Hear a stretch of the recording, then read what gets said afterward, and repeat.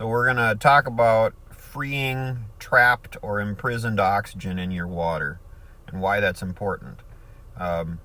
Water is obviously hydrogen and oxygen. You can drink all of it you want, and if the oxygen is trapped or imprisoned, it's not going to benefit you the way oxygen-rich water that is free to use would be. And that's what structuring does. When you structure the water, it makes it usable. It's like the oxygen has been trapped in something and now it's free. So I'm going to discuss what you can research online. You can find this information. It's not just me saying it. So we're going to talk about where it comes from. So underground water, it needs to breathe, just like wine needs to breathe. It needs this so that it can have all the attributes of quality water. But what it breathes is also very important. It primarily needs to breathe in the different noble gases, any of the 7 chemical elements that make up group 18 of the periodic table. The elements are helium, neon, argon, krypton, xenon, radon, and oganesson. I hope I pronounced that right. The noble gases are colorless, odorless, tasteless, and they are also non-flammable. Another thing to realize is that oxygen is a holder of memory. It stores whatever it's been around or inside of. So like in city water, that may have 60,000 plus water molecules per cluster, it's the oxygen of the water that holds the memory of everything it passed through and everything it passed by since it originally came out of nature and was originally structured.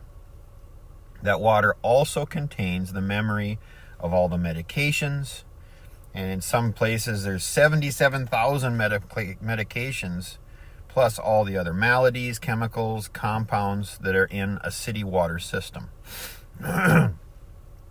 So city water systems have to do something because that water is extremely dirty.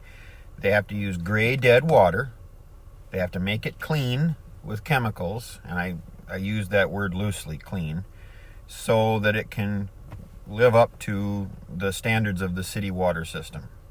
Remember, at your cellular level, cells can only receive one water molecule at a time, and that molecule cannot carry anything physical or electrical.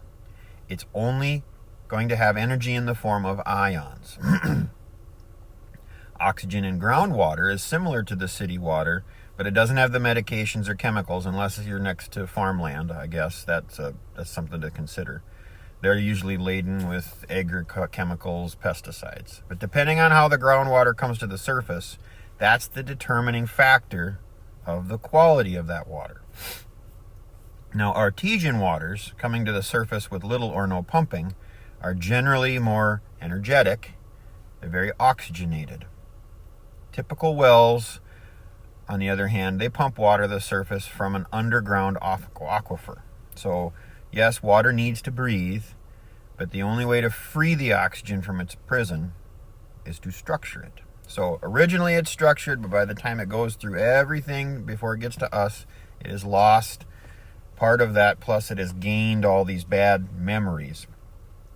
Without structuring technology, structuring doesn't happen until we consume it or animals consume it.